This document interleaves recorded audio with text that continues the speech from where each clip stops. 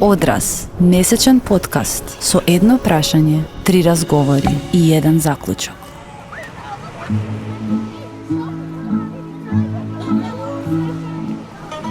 Септември. Залез на летото. Времето е уште жешко, но така септемвриски.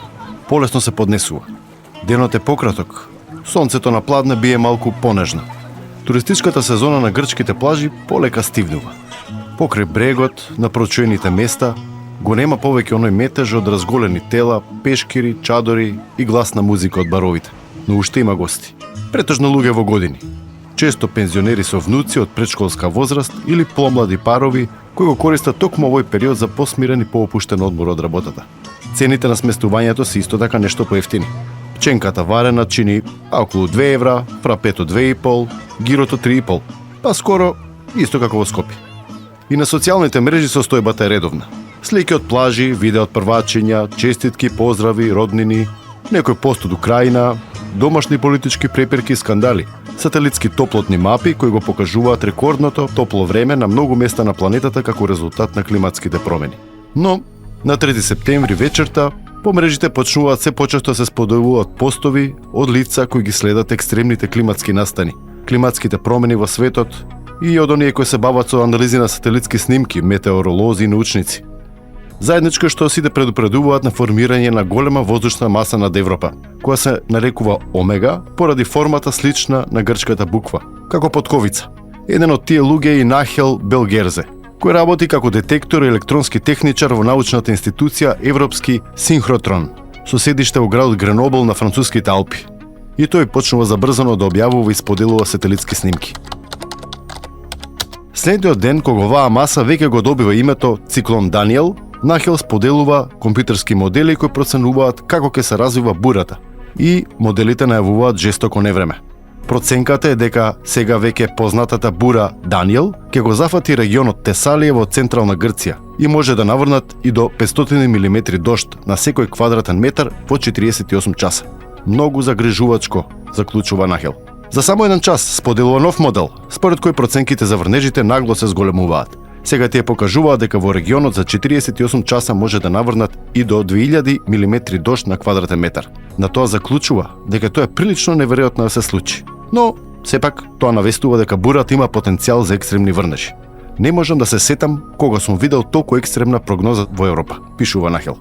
Во следните часови, повеќемина кои го следат движењето на бурата почнуваат да испраќаат предупредувања и алармираат на развој на екстремен климатски настан, со голема веројатност за големи поројни поплави.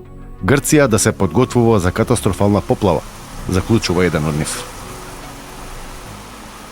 До вечерта Даниел го истура својот товар врз областа Тесалија, која е некаде под Солун кон внатрешноста на Грција.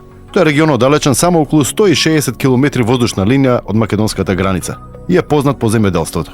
Кај жителите, но и странските гости и туристи во регионот, на телефоните со овој звук почнуваат да им стигнуваат SMS предупредувања од грчкиот државен систем за заштити и спасување, дека се развива екстремен климатски настан. Реки вода почнуваат да се слеваат од брдата, низ градовите, селата и полињата. Улиците се претвораат во речни корита. Се појавуваат многу снимки на кои се гледа како масата од вода носи се пред себе. И коли, и камиони, и ресторани, и луѓе. Врнежите дури засилуваат во ноќта. Информациите кои стигнуваат покажуваат дека во некои од местата, како на пример селото Загора, која се наоѓа над за нас познат туристички град Волос на Егејското море, само во првите 24 часа наврнале дури 780 мм дожд на метар квадратен. Тоа се всушност 780 литри вода на секој метар. За да ги ставиме овие работи во нам познат контекст, може да направиме споредба со нашата најголема природна катастрофа која ја памтиме од последниве години, а тоа е поплавата во Скопско во 2016 година, кога загинаа над 20 наши сограјани. Како што знаеме, штетата потоа исто така се расчистуваше со месеци и тоа со дополнителна помош од други земји. Тогашните податоци покажуваат дека во Стајковци и околината паднаа 84 мм дожд во 24 часа. Значи во ова грчко место, Загора, за еден ден паднала 9 пати поголема количина на вода споредено со Стајковци. Со метеорологот Борис Секирарски се согласивме дека човек се чувствува така помалку воајерски, кога со помош на денешната технологија од безбедна дистанца, пиејќи кафе пред мониторот на својот компјутер, може скоро, па како во живо, но од безбедно да го следи развојот на вакви катастрофи. Но тој вели дека тоа не е беззначајно. Тука е можно да се предупреди населението кое е погодено за да се спаси, ако не може да се направи нешто друго повеќе. И токму во таа насока, да предупредува и алармира, тој има создадено свој систем за следење и рано предупредување за невремиња, поплави, загадување на воздухот, шумски пожари и така натаму. Системот влече и комбинира отворени податоци од многу сателити и дава модели со предвидувања по 2 недели однапред за развојот на временските услови, за нивото на водата во речните текови, евентуални поплавни бранови, шумски пожари. Системот се вика Елиф. И преку него Секирарски исто, како и неговите колеги во странство, прилично ужаснато ги следел случувањата во соседна Грција. Нормално. Прво што помисливме дека Елиф е само кратенка акроним од англискиот израз електронски водено интернет прогнозирање, но испадна дека не е само така. Има подлабока приказна. Елиф е име на човек. Приказната започна всушност кога се случи поплавата во Стајковци. Елиф е бебенцето што никогаш не го најдоа по поплавата. Испуштено од мајката, остана некаде во тлото, нанесено, а беше неговото име Елиф. Јас подоцна го земав, ако смеам така, јас го земав едноставно за да не остане неспоменато. Иновативниот систем Елиф на Секирарскиот дел од она што тој го опишува како рано предупредување и тревожење за надоаѓачка опасност од екстремно време и поплави. Нешто што е тренд во светот. Како што вели тој, други не може ни да се очекува во ова време кога имаме толку обемни и брзи податоци. Во објавите од деновите кога беснееше бурата Даниел, Секирарски преку Елиф дава проценки за интензитетот на поплавните бранови. На една од реките во средиштето на бурата проценката беше дека водата од поплавниот бран може да достигне ниво од 2500 кубни метри вода во секунда, а на други места па и до 3000 кубни метри. За споредба, еден полн стандарден олимписки базен, како оној во Скопје, кој сите сме го посетиле, претпоставувам, содржи околу 2500 кубни метри вода во себе. Значи може да замислиме каква е силата на таа водена маса во која секоја секунда протекува вода доволно да се наполни еден олимписки базен. Споделувајќи график за прогнозиран поплавен бран во Грција на 6 септември и фотографија од средновековен мост, Секирарски ќе напише: еве еден резултат за една незина река од тој регион, со еден збор: страшно. Прашање дали овој незин мост ќе издржи. Конкретниот мост сепак издржа, но друг по течението на реката, исто така стар, историски, од 16 век, попушти и се урна. Го замоливме да ги спореди невремето и поплавата кај Стајковци, во која во 2016 загинаа 20 на луѓе и актуелната бура во Грција, која според досегашните податоци зема 17, но траеше 4 до 5 дена и зафати делови и од Бугарија и Турција, каде исто така зема неколку животи и потоа се го продолжи својот пат надолу по Медитеранот. На вистина во Стајковци ние имаме појава на суперчелиски облак или уште познат и како мезосајклон. Значи тоа е еден мини циклон кој буквално се вртеше во Скопската котлина и кој не беше видлив. Тој најпрви беше и тој голем, а второ го покри целото небо над Скопје и вие не можете да имате слика дека имате над вас едно циклонско вртење на една огромна количина на вода која буквално на некои места за многу кратко време наврнува. А од друга страна сега ќе се вратам на невремето Даниел. Тоа се спушти, една мала, ќе речеме еден помал циклон, се одвои од големиот циклон некаде на север и се спушти како студен воздух, едно пореметување кон југ, пред се во Балкан кога навлезе, од север, на тло кое беше многу загреано. Овие циклони се карактеристични за нас. На загреано тло се спушта на многу загреано тло. Во денот пред појавата да помине преку нас, тука имавме многу високи температури. Таа температурна разлика на овие циклони им ја дава силината, разликата меѓу на температури. И тие од тоа се хранат и потоа продолжуваат да генерират врнежи кои често пати може да бидат многу големи. Врнежи од Даниел, да го речам, ова номенклатура со имиња помага, иако понекогаш и чудна, даде доста врнежи во Србија, а помалку тука кај нас и потоа се спушти во Грција. Во Грција остана по природа иста како што споменав. Голема температурна разлика и започна со доста врнежи, но остана по природа, иако може и да звучи малце заморно за слушателите, но до тука, до Грција, остана од типот, значи, на субтропски циклон, или што би рекле карактеристична појава за подрачјето на Европа.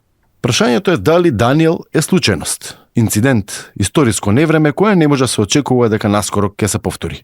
Или пак да не е најава дека со климатските промени и се поголемото загревање на Средоземното море и на почвата на Балканот, тоа ќе биде појава која ќе се повторува и може да не зафати и нас.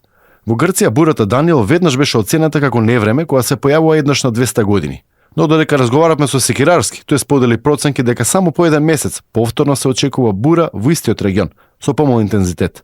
Тој потсетува дека во Соединетите Американски држави 3 години поред се случува доаѓање на ваква голема вода и дека оценката дека се случило 100 годишно невреме воопшто не значи дека тоа не може да се повтори па и 2 пати само во една година.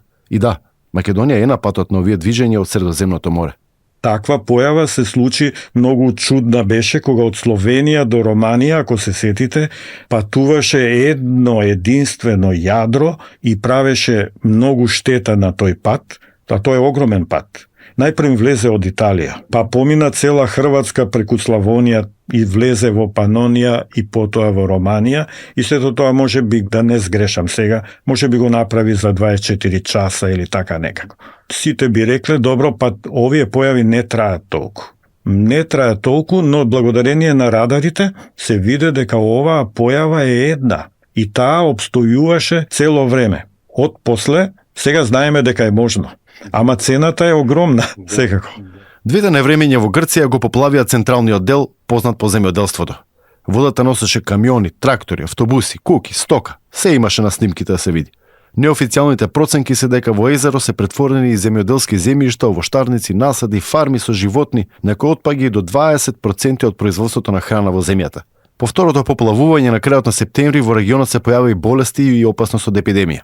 Разговаравме со професорот Иван Блинков од Шумарскиот факултет, кој меѓу другото заедно со тимот колеги минатите години ги мапира ерозивните подрачја во Македонија. Тој исто така ја следеше бурата во Грција со неверување. Ни интересираше какви се проценките, како би поминале доколку случајно нас не зафати невреме со сличен интензитет и кои делови од земјата ни се најризични. Тој вели, секогаш се ризични теченијата на големите реки, кои од досегашното искуство се излеваат во котлините како Пелагонија, теченијето на Брегалница, кај Струмица, Скопско-Кумановско поле, па до некаде и Полог, но има и друга, поголема опасност. Пороите во оваа држава се регистрирани над 1500 поројни текови. Дури и реките во своите горни изворишни текови се поројни. Се има голема разлика меѓу поројна и речна поплава. Речна поплава, за да дојде некоја речна поплава од големи реки Црна Треска, Вардар, Бегалница, Струмица, Пчиња, треба да има повеќе дневни врнежи, што ќе резултира со излевање на коритото и, да речеме, неколку дена, може и до месец дена да стои вода во рамницата, доека не се акцептира почва или доека не истече. Сега тука можеме да имаме реакција. Знаеме, например, Вардар, ако има некој бран се следи, Горен Вардар се следи, Лепедец се следи, Треска, за Скопје, може да има време за реакција. Од друга страна, поројни поплави. Тие спаѓаат у категорија флеш флац или брзини на дејни. Значи, тука имаме огромни количества на нанос. Тоа кај нас се случува во Западна Македонија. Тоа е Алпидинариди, Шара, Кораб. Тоа се тие млади венечни планини што ги викаме, кај што се конфигурацијата е таква, релјефот е груб, со високи врвови, со шпицови, дисециран релјеф и кај што имаме многу распадини, кај што имаме свлечишта, кај што имаме интензивна ерозија горе и нормално во тековите доаѓаат огромни количества на нанос. И тие го прават главниот проблем. Кај што иде затрупува. Кога ќе дојде од озгора, како тече? Ние поројна лавеа, викаме, со се карпи, да речеме, джепчишки порој носи камени 30 кубика. Од озгора ќе се стркала, ќе подкопа, нормално порој подкопува и од озгора иде надоле. И се тркала, руши све пред себе. Такви проблеми се само во Западна Македонија. Професорот објаснува дека денеска мапата на ерозијата на почвата е подобрена, споредено со порано. Најмногу поради обемни мерки кои се преземени во минатото. Уредени се преку 300 порои низ земјата, а најдобар пример е уредувањето на пороите на Водно над Скопје. Сепак, поради конфигурацијата на теренот, стрмните планини, тешко е возможно да се преземат слични мерки во Западна Македонија. Како најкритично подрачје го посочува Джепчишкиот регион во Тетовско, за кој вели дека бил и најфреквентниот порој и во поранешна Југославија. Дождевите се горе. Како паѓаат? Од Албанија, од Јадранско море идат облачни маси. И над Шара горе се кондензираат, се истураат. Сливот на река Пена, на Тетово и Джепчиште. Тие се два главни. И тргнува надоле, па Сиштата. Таму имаме 2700 метри надморска висина, шумата е 2700. Ама 1000 метри, тоа е пасишта. На тие пасишта плитки почви, обично се ранкери, не можат да прифатат толкава вода.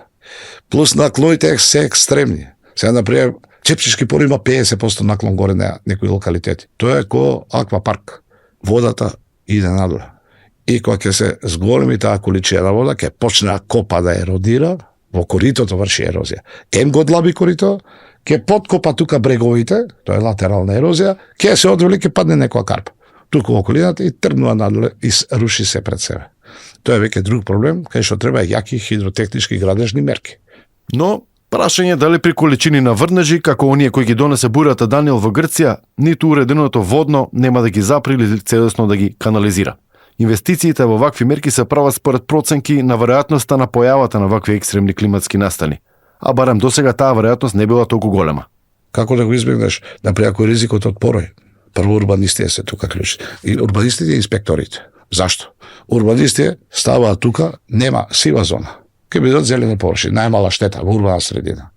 А инспекторите, зашто човек од човек си прави дивоградби.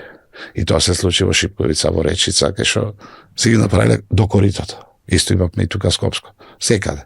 Да одиме на водно, ќе видите дека све има и на водно. Сега, инспекторите тука треба да реагираат. Градежните инспектори. Значи тоа е how to avoid risk, како да го избегнеш ризикот. Бурата Даниел за жал не заврши во Грција, туку премина во Средоземното море, а оттаму се спушти во Либија. Медитеранот многу се стопли оваа година. Постојано имавме топли бранови од Африка и имаме, нема сега да кажам за колку, но може да се најде во литературата, за колку е потопол Медитеранот во однос на минатата година. Мислам, температурата на водата. А температурата на водата е извор на топлина и како тој му послужи на овој циклон да се регенерира, да добие уштена влага од испарувањето на Средоземното море и потоа да влезе на копното на Северна Африка, значи полека одејќи кон југ, и таму да даде многу врнежи. Се разбира дека овие врнежи биле големи, но и условите во овие земји на северот од Африка секако придонеле за да има вака катастрофални последици. Иако и жртвите во Грција секако се многу, и еден живот е многу, а некојку десетици, а камоли илјадници, тоа е стварно несватливо, ама од друга страна пак еве ни се случува. Катастрофата за која зборува Секирарски се случи над градот Дерна. Под притисок на водата која ја истури невремето, попушти една брана, а од ударот на водата од првата брана се урна и следната. Водата од двете акумулации, засилена и од порен и од дожд од Даниел, се урнаа врз градот. Проценката е дека бранот однесе 1/4 од градот, а заедно со него и над 10.000 жители, за само неколку часа. Кога се зборува за екстремни климатски настани и најлошите можни последици, Дерна најверојатно ќе се користи како пример. Што би се случило кога, ама баш сите работи би тргнале на лошо. Токму и таквите места се сметаат за најранливи од екстремните климатски настани, кои со климатските промени се предвидуваат дека ќе стануваат се почести. Порани дождови, плюс неодржувана или слабо одржувана инфраструктура, плюс лошо планирани урбани средини, плюс недоволно рано предупредување, плюс бавна реакција. Рецепт за катастрофа. Затоа и го прашавме професорот Стефчо Митовски од катедрата по хидрологија на Градежниот факултет во Скопје. Каква е состојбата со браните во Македонија? Тој вели дека кај нас има 27 поголеми брани со акумулации високи над 15 метри, со најмалку по 1 милион метри кубни простор за вода, со повеќе намени. И за сите постои редовен систем на контрола и дека генерално се во добра состојба. Браната Козјак во тој поглед е уникатна. Браната Козјак, тоа би сакал да го потенцирам, има предвидено ретензионен волумен за прифаќање на поплавен бран. Значи, дел од акумулацијата во Козјак, некои 7 метри, се предвидени за ретензија на поплавен бран. Че кога дое поплавен бран, тој ќе се прифати во акумулацијата и нема опасност понатак. Значи, она што еве можеби голем дел од јавноста не го знае, намената на браната Козјак со акумулацијата е заштита на град Скопје од поплави. А второстепено е производството на електрична енергија. Бидејќи на Вардар кога влегува во Скопје, од едната страна се влива река Лепенец, од другата страна река Треска. И сега поплавниот бран од Треска е анулиран. Практично со брана Козјак комплетно е прифатен и тоа е суштинската намена на брана Козјак, Митовски изградбата на браните ја гледа и како една од мерките за справување со промените во климата. Поради тоа што со нив се зачувува водата, која според проценките ќе има се помалку, а се и објекти преку кои може да се контролира доаѓањето на големи води од порени врнежи, кои пак според истите проценки ќе бидат се почести. Кај сите брани, ја што сум ги разгледувал, што сум ги посетил тука и надвор од Македонија, има преливни објекти и преку преливниот објект ќе си прелие водата, има почетен дел, средишен дел, сега вака поедноставно објаснувам, не толку стручно, со изразите, има различни типови на преливници и во завршниот дел млазот на водата или на поплавниот бран се уништо, настанува дисипација или уништување и тоа продолжува после да си тече мирно и се спојува со самиот речен тек. Така да, кај секоја брана е предвиден преливник кој што ќе ги прифати поплавните води и ќе ги одведе мирно без никакви проблеми. Но, за секој случај се прават сценарија, модели, планови и што би било, кога би било, ако некогаш се случи најлошото. Браните со акумулациите се оние објекти кои што имаат најголем потенцијален хазард за низводното население. Сепак, и во таков случај се прави студија за пропагација на поплавен бран. Како водата ќе се движи во речното корито и се одредуваат водни нивоа. И на тие водни нивоа се поставуваат бетонски белеги. И тоа сега понатака спаѓа во дел и координација на овие служби, Центар за управување со кризи, Дирекција за заштита и спасување, кои што треба да предвидат систем како да го алармираат населението. Најчесто преку сирени некакви звучни, нели? И тоа е веќе знак за аларм дека нешто се случува и тука прва работа што треба да правиме е да ги спасиме луѓето, нели? Не размислуваме за друго и они треба да се информирани, например, дека има такви белеги на одредени места и дека треба се искачат над тие белеги и така би се спасиле.